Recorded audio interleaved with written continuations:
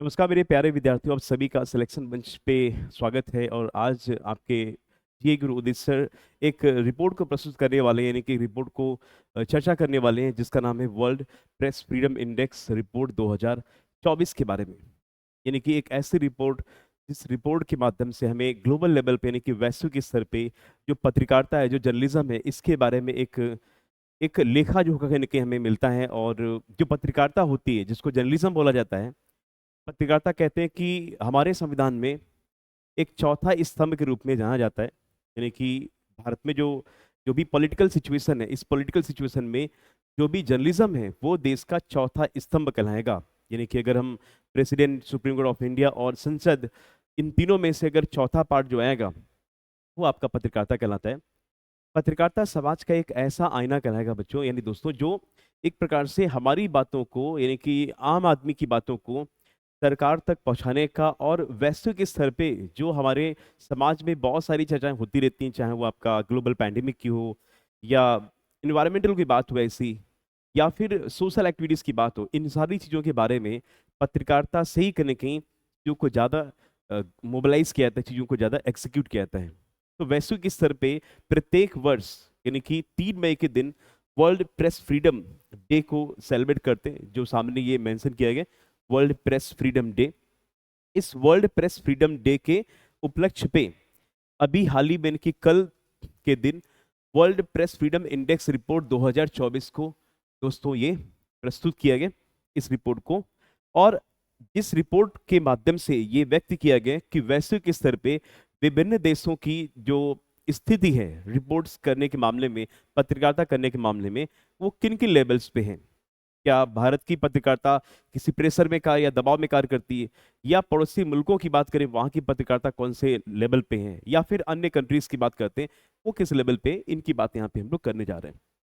तो अभी कल, यानी कि 3 मई को world press freedom day celebrate किया गया, जिसमें से थीम जो रखी गई थी वर्ल्ड प्रेस फ्रीडम डे की, वो रखी गई अ प्रेस फॉर प्लेनेट। यानी कि इसमें थीम में ये मेंशन किया गया कि जो पत्रकारिता होती है वो प्लेनेट के लिए एक प्रकार से, और इसमें जो मेन जो फोकस किया गया थीम में, वो इन्वायरमेंटल क्राइसिस की बात करी गई। यानी कि इसमें जो जो freedom world press freedom day मनाया गया, इसमें इन्वायरमेंटल की क्राइसिस की बात करी गई। मतलब ये कि जो पत्रकारिता वाला जो प्रोफेशन है, जो जर्नलिज्म है, उसके माध्यम से इन फ्यूचर में, अभी हो चाहे वो 20 साल आगे हो, या 50 साल आगे हो, या फिर 100 साल आगे हो, कहीं ना कहीं क्लाइमेट के बारे में कंसर्निंग अभी सुना चाहिए, जिसके बारे में जर्नलिज्म ये ऐसे सेक्टर्स है जिससे तमाम सारे ऐसे न्यूज़ को कन्वे किया जाएगा एक व्यक्ति से किसी अन्य व्यक्ति के द्वारा, और वर्सटाइल तरीके से। क्लाइमेट को कंजर्व करने के बारे में भी फोकस किया गया कल के दिन।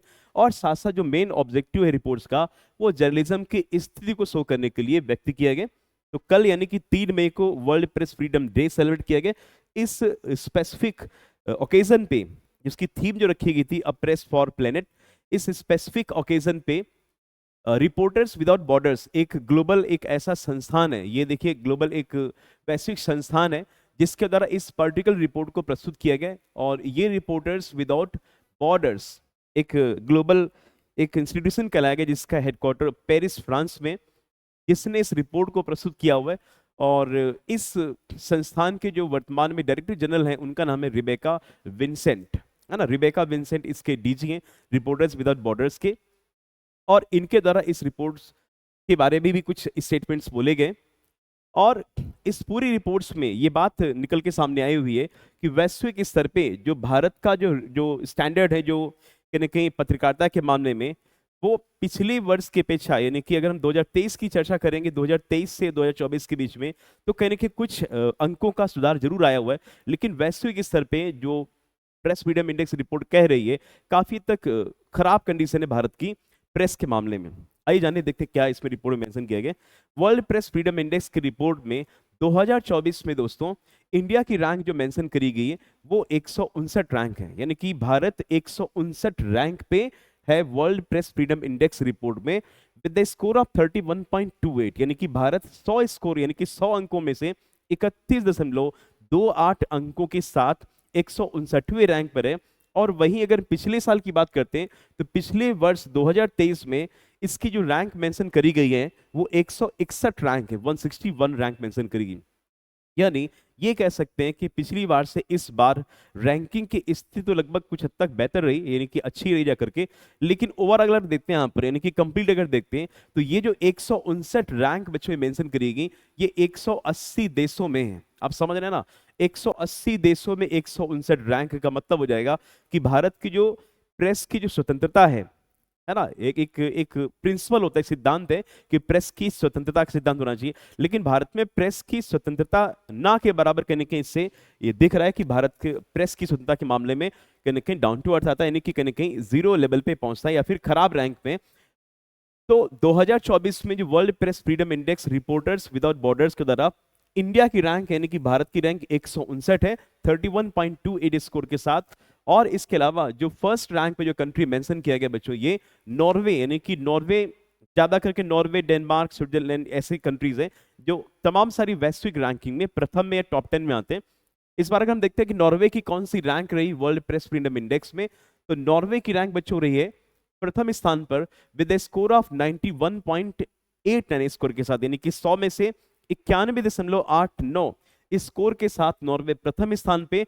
और साथ साथ ये डेनमार्क सेकेंड प्लेस पर और स्वीडन को थर्ड प्लेस पे मेंशन किया गया, यानी कि टॉप नेशंस में जो आप देख रहे हैं कि फर्स्ट रैंक पे ये है, सेकेंड रैंक पर ये है और थर्ड रैंक पर स्वीडन को मेंशन किया गया रिपोर्टर्स विदाउट बॉर्डर्स के द्वारा।